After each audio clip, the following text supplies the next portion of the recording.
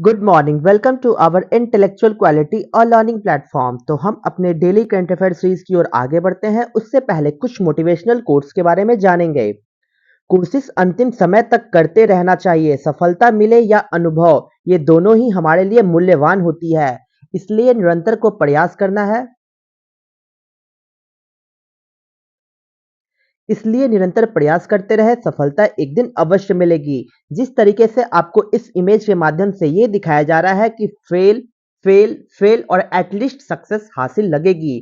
अगर आप लगातार फेल हो रहे हैं, इसका मतलब ये नहीं है कि आप हमेशा फेल होइएगा। अगर आपका प्रयास और आपकी मेहनत 100% होगी तो सफलता एक दिन अवश्य मिलेगी। तो इसी के साथ हम अपने डेली करंट अफेयर सीरीज के माध्यम से आगे बढ़ते हैं। उससे पहले आप सभी लोग टेलीग्राम ग्रुप पर जुड़ जाइएगा। यहाँ पे आपको सारे पीडीएफ प्रोवाइड होंगे हमारे यूट्यूब सेशंस के।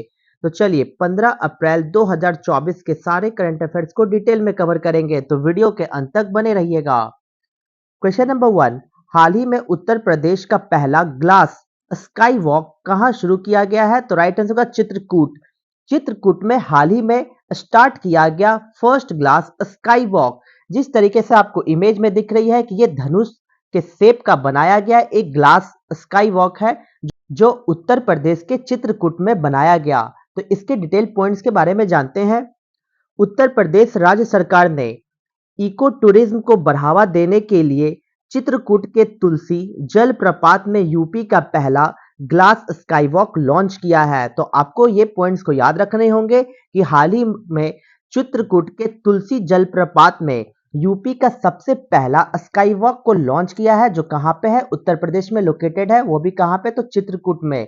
इसी के दौरान आपको ये भी फैक्ट्स याद रखने होंगे कि यूपी वन निगम ने चित्रकूट वन प्रभाग के मारकुंडी रेंज में झरने के ऊपर एक ग्लास स्काई वॉक ब्रिज बनाने का प्रस्ताव रखा है, और इसे प्रारंभ में शबरी जलप्रपात कहा जाता था, और इस साल राज्य सरकार ने इसका नाम बदलकर तुलसी झरना रख दिया है। तो सबसे इंटरेस्टिंग फैक्ट्स आपको ये याद रखनी होगी अकॉर्डिंग टू ज्योग्राफी के माध्यम से कि चित्रकूट में एक मारकुंडी रेंज में झरने के ऊपर इस ग्लास को बनाया गया है। उस झरने का नाम पहले सबरी जलप्रपात हुआ करता था, लेकिन बाद में राज्य सरकार के द्वारा इसका नाम चेंज करके तुलसी झरना रख दिया है। तो ये भी फैक्टर्स को आपको याद रखनी होगी कि चित्रकूट में हाल ही में फर्स्ट ग्लास स्काई वॉक बनाया गया है, जो कहाँ पे बनाया गया है?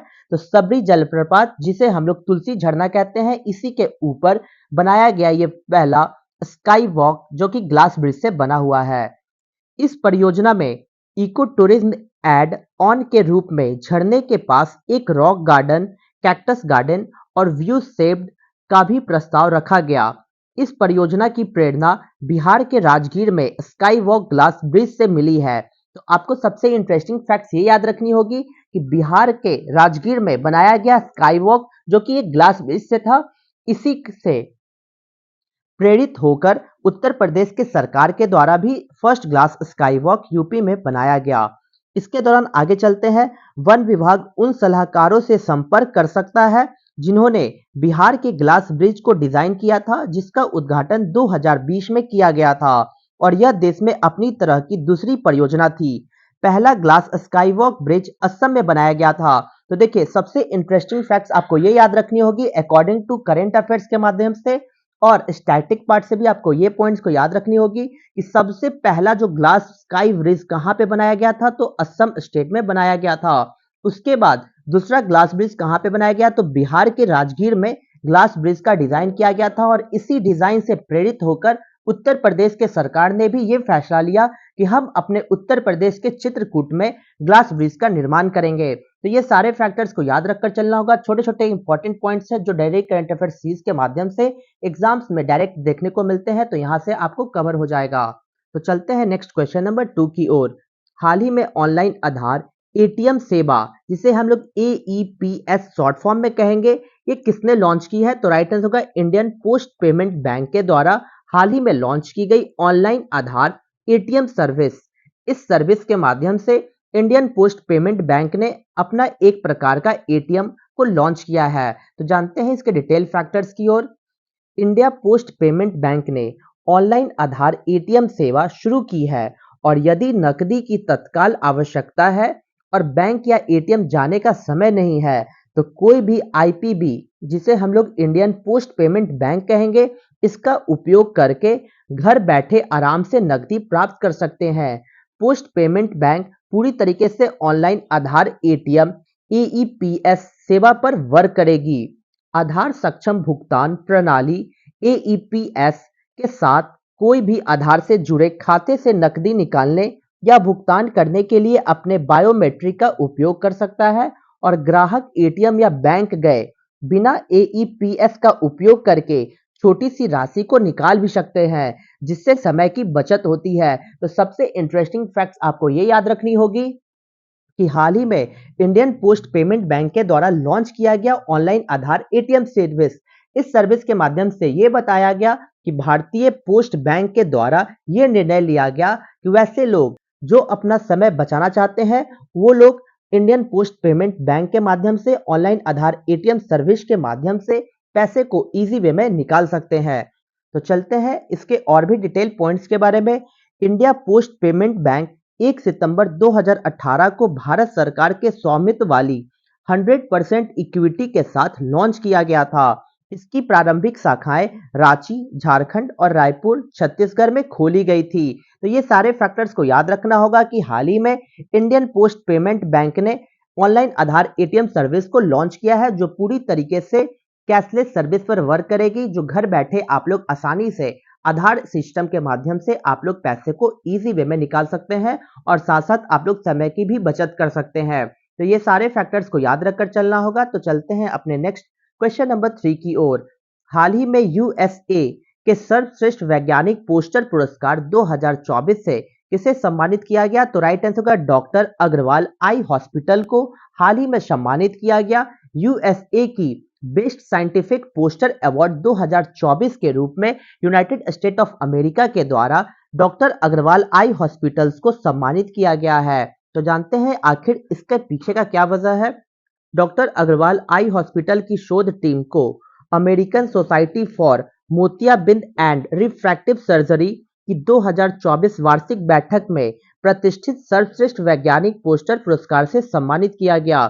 इसी के दौरान यह मान्यता क्रॉस लिंकिंग सर्जरी के बाद स्थिर केरोटोकोनस रोगियों में सर्वोत्तम सुधारित दृष्टि को बेहतर बनाने में रिवाइटल विजन दृष्टि प्रशिक्षण सॉफ्टवेयर की प्रभावकारिता विषय पर उनके अभूतपूर्व अध्ययन के प्रकाश में आई है। तो सबसे इंटरेस्टिंग फैक्ट्स आपको ये याद रखनी होगी अकॉर्डिंग टू करंट अफेयर्स के माध्यम से कि हाल ही में यूनाइटेड स्टेट ऑफ अमेरिका के द्वारा बेस्ट साइंटिफिक पोस्टर अवार्ड 2024 से डॉक्टर अग्रवाल आई हॉस्पिटल को सम्मानित किया गया। तो ये सारे फैक्टर्स को याद रखकर चलना होगा। तो चलते हैं नेक्स्ट क्वेश्चन नंबर 4 की ओर। हाल ही में भारत में पहली बार किस देश ने लिंडी कैमरून को महिला उच्चायुक्त नियुक्त किया है? तो राइट आंसर होगा ब्रिटेन। ब्रिटेन के द्वारा हाल ही में अपॉइंट किए गए लिंडी कैमरून को as a women high commissioner, वो भी कहां पे? तो पहली बार हमारे भारत में जो ब्रिटेन की एक हाई कमिश्नर बनकर हमारे भारत में अपॉइंट हुई है, जिनका नाम है लिंडी कैमरून। तो जानते हैं इनके डिटेल पॉइंट्स के बारे में। ऑक्सफोर्ड विश्वविद्यालय की प्रतिष्ठित पूर्व छात्रा और यूके के राष्ट्रीय साइबर सुरक्षा केंद्र की पूर्व सीईओ लिंडी कैमरून को भारत में पहली महिला उच्चायुक्त नियुक्त किया गया। इसी के दौरान एलिस की जगह लिंडी कैमरून को भारत में ब्रिटेन का उच्चायुक्त नियुक्त किया गया है। तो आपको ये पॉइंट्स को याद रखने होंगे कि पहली बार ऐसा हुआ कि ब्रिटेन के द्वारा अपॉइंट किए गए पहली वुमेन हाई कमिश्नर, वो भी हमारे भारत में, उनका नाम क्या है? तो लिंडी कैमरून। तो ये भी फैक्टर्स याद रखनी होगी कि लिंडी कैमरून जी किसका प्लेस ले रही है? तो एलिस का। एलिस के स्थान पर लिंडी कैमरून को अपॉइंट किया गया है एज अ ब्रिटेन के हाई कमिश्नर के रूप में, जो कि पूरी तरीके से भारत में ये वर्क करेगी। ब्रिटेन से रिलेटेड जितने भी चीजें हैं उसका देखरेख लिंडी कैमरून जी के द्वारा किया जाएगा। तो ये फैक्टर्स को याद रखना होगा। और इसी के साथ हम ये भी चलते हैं कि उनकी नियुक्ति यूके इंडिया संबंधों में एक महत्वपूर्ण माइलस्टोन को अचीव करता है, जो कि भारत द्वारा लंदन में अपने पहला उच्चायुक्त नियुक्त किए जाने के 70 साल बाद ये ऐसा संभव हो चुका है। कैमरून जो 2020 से UK national cyber security centre के मुख्य कार्यकारी के रूप में कार्यरत है, उन्होंने 1998 से ब्रिटिश सरकार के साथ काम भी किए हैं। तो ये सारे फैक्टर्स को याद रखना होगा। लेकिन सबसे इंटरेस्टिंग फैक्ट्स अगर एग्जाम्स में आते हैं कि कि कौन ब्रिटेन के हाई कमिश्नर के रूप में हमारे भारत में कार्यरत है, तो आपको राइट आंसर करना होगा टिक लिंडी कैमरून जी को। तो ये सारे फैक्टर्स को याद रखकर चलना होगा। तो चलते हैं नेक्स्ट क्वेश्चन नंबर 5 की ओर। हाल ही में लक्षद्वीप में शाखा खोलने वाला पहला निजी बैंक कौन सा बना है, तो राइट आंसर होगा एचडीएफसी बैंक। एचडीएफसी बैंक ने पहला प्राइवेट बैंक जिन्होंने ओपन किए हैं अपने शाखाओं को कहां पे, तो लक्षद्वीप में। लक्षद्वीप में खुलने वाले पहले बैंक का नाम है एचडीएफसी। तो जानते हैं इसके डिटेल पॉइंट्स के बारे में। निजी ऋणदाता एचडीएफसी बैंक ने लक्षद्वीप के कावरती द्वीप में एक शाखा को खोली है, जिससे यह केंद्र शासित प्रदेश में उपस्थिति रखने वाला एकमात्र निजी क्षेत्र का बैंक बन चुका है। इस शाखा का लक्ष्य क्या है? व्यक्तिगत बैंकिंग और डिजिटल बैंकिंग समाधानों पर ध्यान देने के साथ सेवाओं की एक विस्तृत श्रृंखला की पेशकश करके लक्षद्वीप में बैंकिंग बुनियादी ढांचे को उन्नत करना है। इसी के दौरान ये भी पॉइंट्स याद रखनी होगी कि एचडीएफसी बैंक लगातार अपने वितरण नेटवर्क का विस्तार कर रही है और जिसकी शाखाएं अब कश्मीर के ठंडे क्षेत्रों, कन्याकुमारी के दक्षिणी सिरे और प्रमुख पर्यटन स्थल लक्षद्वीप में भी स्थित हो चुकी है। एचडीएफसी बैंक भारत के अग्रणी निजी बैंकों में से एक है और 1994 में निजी क्षेत्र का बैंक स्थापित करने के लिए भारतीय रिजर्व बैंक आरबीआई से मंजूरी प्राप्त करने वाली पहली बैंक में से एक था। तो ये फैक्टर्स को याद रखना होगा कि एचडीएफसी बैंक की स्थापना कब हुई है, तो 1994 में इसकी स्थापना as a private sector bank के माध्यम से आरबीआई की मंजूरी पर इस बैंक की स्थापना की गई थी। इसी के दौरान आपको ये भी फैक्टर्स याद रखने होंगे कि पहली बार ऐसा हुआ कि प्राइवेट बैंक एचडीएफसी बैंक ने लक्षद्वीप में अपनी शाखाएं को ओपन की, ताकि लक्षद्वीप में जाने वाले जितने भी टूरिज्म है उनको किसी भी कैश से रिलेटेड समस्याएं नहीं होगी, बैंकिंग से रिलेटेड कोई भी समस्याओं का सामना ना करना पड़े। इसलिए एचडीएफसी बैंक के द्वारा पहली बार यूनियन टेरिटरी लक्षद्वीप में खोली गई। तो ये सारे फैक्टर्स को याद रखना होगा। तो चलते हैं नेक्स्ट क्वेश्चन नंबर 6 की ओर। हाल ही में अंडर वाटर ड्रोन मंटा रे किसने लॉन्च किया है, तो राइट आंसर होगा यूनाइटेड स्टेट ऑफ अमेरिका के द्वारा हाल ही में लॉन्च किया गया एक अंडर वाटर ड्रोन, जिसका नाम क्या रखा गया? मंटा रे इसका नाम रखा गया है। तो जानते हैं कि ये अंडर वाटर ड्रोन किस तरीके से वर्क करेगी, किस पर्पज से इसका बनाया गया और ये नाम जो मंटा रे है इसका नाम कहां से लिया गया। तो ये सारे फैक्ट्स को हम कवर करेंगे। सबसे पहले बात आपको ये पॉइंट्स को याद रखनी होगी कि यूनाइटेड स्टेट ऑफ अमेरिका के द्वारा लॉन्च किया गया अंडर वाटर ड्रोन जिसका नाम है मंटा रे। तो जानते हैं इसके डिटेल पॉइंट्स के बारे में। संयुक्त राज्य अमेरिका के नाथ्रोप ग्रुमन ने अपने प्रोटोटाइप मानव रहित पानी के नीचे वाहन मंटा रे का अनावरण किया। नॉर्थरोप ग्रुमन द्वारा निर्मित मंटा रे को लंबी दूरी लंबे समय तक चलने वाले सैन्य मिशनों को पूरा करने के लिए डिजाइन किया गया था।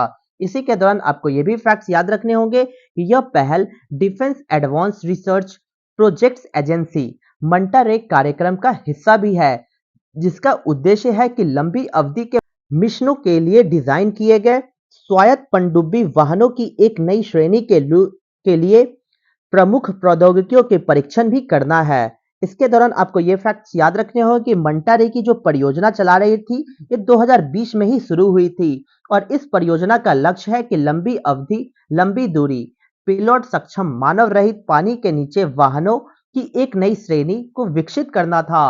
और इसी के दौरान यूनाइटेड स्टेट ऑफ अमेरिका के द्वारा मंटा रे जो कि अंडर वाटर ड्रोन है इसको विकसित कर चुकी है। इसी के दौरान आपको ये भी फैक्ट्स याद रखने होंगे कि समुद्री जल संचारक होता है समुद्री जीवन जैसे बर्नाकल, जेलीफिश और समुद्री शैवाल गतिशील भागों को संचारित कर सकते हैं और विभिन्न प्रकार के विद्युत चुंबकीय विकिरण विशेष रूप से सूर्य का प्रकाश समुद्री जल में अच्छी तरह से नहीं फैलते हैं। तो ये सारे फैक्टर्स को ध्यान रखते हुए यूनाइटेड स्टेट ऑफ अमेरिका ने डिजाइन किया है। इसके साथ साथ मंटा रे का उद्देश्य ये भी है कि समुद्री जीवन जैसे कि जैव प्रदूषण, संक्षारण, कम शक्ति उच्च दक्षता प्राणदेन की कठिनाई और पानी के नीचे कम शक्ति का साधन जैसे मुद्दों को संबोधित करते हुए यूयूवी प्रौद्योगिकियों में अत्याधुनिक को आगे बढ़ाना है और खतरों का पता लगाना और उनका वर्गीकरण करना इसका उद्देश्य रखा गया। तो जानते हैं कि इसके और भी पॉइंट्स कि इसका नाम कहां से लिया गया, तो इसका नाम जिसका नाम है मंटा रे जो यूनाइटेड स्टेट ऑफ अमेरिका के द्वारा लॉन्च की गई, इसका नाम विशाल पंख वाली मछली जिसका मंटा रे के नाम पर रखा गया है। और मंटा रे मछली के शरीर का आकार पानी के भीतर तैरने के लिए बेहद कुशल है, जिससे यह विशाल जानवर अपने पंख जैसे धीमे, सुंदर फरफराहट के साथ पानी में सरक सकता है। ग्लाइडिंग विधि उन्हें ऊर्जा बचाने और गति दक्षता को अधिकतम करने की अनुमति भी देती है। तो ये सारे फैक्टर्स को याद रखने होंगे कि मंटा रे का नाम किसके नाम पर रखा गया। तो एक विशाल पंख वाली मछली है जिसका नाम ही मंटा रे है, उसी के नाम पे ही इसका नाम रख दिया, जो एक अंडर वाटर ड्रोन है जो यूनाइटेड स्टेट ऑफ अमेरिका के द्वारा लॉन्च की गई। इस मछली का भी नाम मंटा रे है और इसी मछली के शरीर का आकार देते हुए इसको डेवलप किया गया यूनाइटेड स्टेट ऑफ अमेरिका के द्वारा। तो ये सारे फैक्टर्स को आपको ध्यान रखना होगा। तो चलते हैं नेक्स्ट क्वेश्चन नंबर 7 की ओर। हाल ही में शी डोम रक्षा प्रणाली किसने तैनात की है? तो राइट आंसर होगा इजराइल। इजराइल के द्वारा हाल ही में डिप्लॉयड किया गया सी डोम डिफेंस सिस्टम। तो जानते हैं सी डोम डिफेंस सिस्टम्स के बारे में और आखिर क्या वजह थी जिसको डिप्लॉयड किया गया। इजराइल ने दक्षिणी शहर इलियट के पास एक संदिग्ध हवाई लक्ष्य के खिलाफ पहली बार अपनी जहाज आधारित रक्षा प्रणाली सी डोम तैनात की है।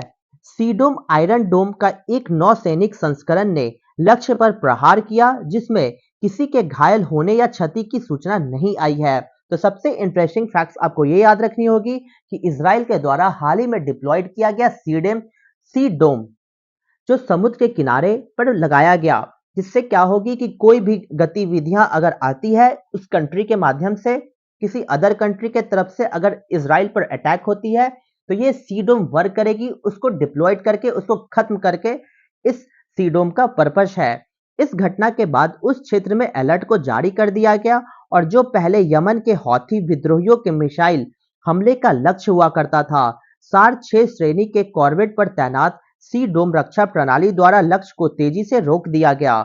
इसके दौरान आपको ये भी पॉइंट्स याद रखने होंगे कि राफेल एडवांस डिफेंस सिस्टम द्वारा इसे विकसित किया गया सी डोम आयरन डोम के समान इंटरसेप्टर तकनीक का उपयोग करता है, जो रॉकेट और मिसाइल खतरों के खिलाफ मजबूत सुरक्षा प्रदान भी करता है। तो सबसे इंटरेस्टिंग फैक्ट्स आपको ये याद रखनी होगी कि टोटली डेवलप्ड किया गया राफेल एडवांस डिफेंस सिस्टम्स के माध्यम से सी डोम को डेवलप किया गया कि अगर कोई भी मिसाइल्स इजराइल कंट्री पर आती है तो ये सी डोम ऑटोमेटिक एक्टिव हो जाएगी और उस मिसाइल्स को वहीं पे डिप्लॉयड वहीं पे नष्ट कर देगी। तो ये सारे फैक्टर्स को याद रखना होगा। तो इसके दौरान हम ये भी जानते हैं कि सी डोम डिफेंस सिस्टम्स क्या है। तो ये राफेल एडवांस डिफेंस सिस्टम और इजराइल एरोस्पेस इंडस्ट्रीज द्वारा विकसित किया गया एक आयरन डोम है, जो सिस्टम 2011 में चालू हो गया था और हमास नियंत्रण गाजा पट्टी से दागे गए रॉकेटों को रोकने के लिए भूमि आधारित आयरन डोम का अनगिनत बार उपयोग किया गया है। उस रक्षा प्रणाली की लागत प्रति प्रक्षेपण लगभग $50,000 है। तो आपको ये फैक्टर्स याद रखने होंगे कि इस डिफेंस सिस्टम्स का वर्क क्या है। तो हाल ही में हमास और गाजा पट्टी के बीच में विद्रोह को देखा गया।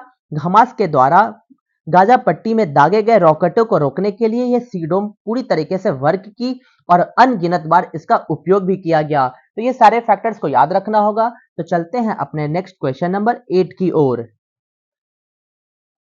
हाल ही में association of summer Olympic international federation के अध्यक्ष पद पर किसे नियुक्त किया गया? तो राइट आंसर होगा इंगमार दे वोश। इंगमार दे वोश जी को अपॉइंट किया गया as a post of president of the association of summer Olympic international federation. Summer Olympic international federation के अध्यक्ष पद पर नियुक्त किए गए इंगमार दे वोश जी को। तो जानते हैं इसके डिटेल पॉइंट्स के बारे में। बेल्जियम के इंगमार डी वोश को Association of summer Olympic international federation का अध्यक्ष चुना गया, जो 60 वर्षीय ने पूर्व आईटीएफ अध्यक्ष फ्रांसिस्को रिक्की बिट्टी का स्थान लिया है। तो आपको ये भी फैक्ट्स याद रखने होंगे कि इंगमार डे वोश जी कहां से बिलोंग रखते हैं? तो बेल्जियम से बिलोंग रखते हैं। इसी के साथ साथ इन्होंने association of summer Olympic international federation के अध्यक्ष के रूप में इनको चुना गया। ये किसका पोजीशन ले रहे हैं? तो 60 वर्षीय पूर्व आईटीएफ अध्यक्ष कौन थे? तो फ्रांसिस्को रिक्की बिट्टी इन्हीं का स्थान ले रहे हैं इंगमार डी वोश जी, जिनका एएसओआईएफ अध्यक्ष के रूप में तीसरा कार्यकाल 31 दिसंबर से 2024 को समाप्त हो रहा है। तो ये सारे फैक्टर्स को याद रखना होगा। इसी के साथ डी वोश जो 2014 से इंटरनेशनल इक्वेस्ट्रियन फेडरेशन के अध्यक्ष के रूप में कार्य भी कर चुके हैं। इन्होंने sport accord world sport and business summit के दौरान यूनाइटेड किंगडम के बर्मिंघम में 48वीं एएसओआईएफ महासभा में एएसओआईएफ का नेतृत्व करने के लिए इन्हें चुना गया था। तो ये सारे फैक्टर्स को याद रखना होगा। तो जानते हैं इसके और भी डिटेल फैक्ट्स की ओर कि डी वोस जो अंतर्राष्ट्रीय ओलंपिक समिति के सदस्य भी रह चुके हैं, इन्होंने 1 जनवरी 2025 का अपना नया पद संभालने और 4 साल का कार्यकाल पूरा करेंगे। इसी के दौरान एएसओआईएफ की 48वीं आम सभा में 9 अप्रैल 2024 को ब्रिटेन के बर्मिंघम में sport accord world sport and business summit के दौरान इस बात को रखी गई थी। 30 मई 1983 को Association of summer Olympic international Federation ASOIF का फुल फॉर्म क्या है? तो Association of summer Olympic international Federation की स्थापना कब की गई थी? तो 30 मई 1983 को एएसओआईएफ की स्थापना की गई। इसकी स्थापना करने का निर्णय लिया गया कि इसकी सदस्यता कब थी? तो 30 पूर्ण सदस्य और 2 सहयोगी सदस्य होंगे।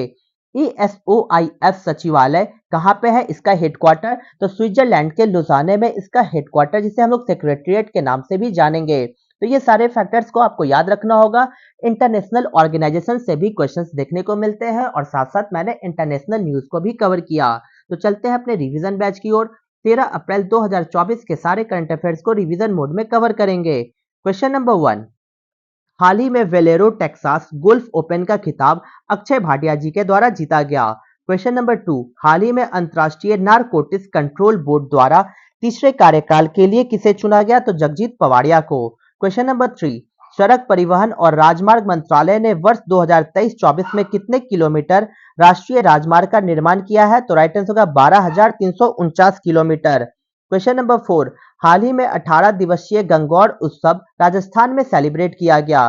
क्वेश्चन नंबर 5, हाल ही में भारत ने किस सब्सिडी के संबंध में लगातार 5वीं बार वर्ल्ड ट्रेड ऑर्गेनाइजेशन में शांति खंड लागू किया है? तो राइट आंसर होगा चावल। क्वेश्चन नंबर 6, हाल ही में जारी कार्बन मेजर्स रिपोर्ट के अनुसार 2016 से दुनिया की शीर्ष ग्रीन हाउस गैस उत्सर्जक कंपनी कौन सी है? तो राइट आंसर होगा सऊदी अरामको। क्वेश्चन नंबर 7, हाल ही में सुविधा पोर्टल किसने लॉन्च किया है? तो इलेक्शंस कमीशन के द्वारा लॉन्च किया गया। Question number 8, QS world university ranking 2024 के अनुसार भारत को शोध उत्पादन में वैश्विक स्तर पर कौन सा स्थान प्राप्त हुआ है? तो राइट आंसर होगा 4th पोजीशन मिले हैं। तो चलते हैं अपने डेली करंट अफेयर सीरीज के क्वेश्चंस ऑफ द डे में। तो आज का क्वेश्चन क्या है? In which of the following decades India saw maximum number of prime minister? निम्नलिखित में से किस दशक में भारत ने सर्वाधिक संख्या में प्रधानमंत्रियों को देखा है? ऑप्शन ए 1961 से 70, 71 से 80, 81 से 90 या 91 से 2000। तो आपको आंसर कमेंट बॉक्स में देना होगा। तो यहाँ तक वीडियो को देखने के लिए thank you so much guys. Video को ज़्यादा से ज़्यादा हो सके तो लाइक शेयर और सब्सक्राइब करें ताकि और भी कंटेंट आपके पास पहुंच जाए। जय हिंद, जय भारत दोस्तों।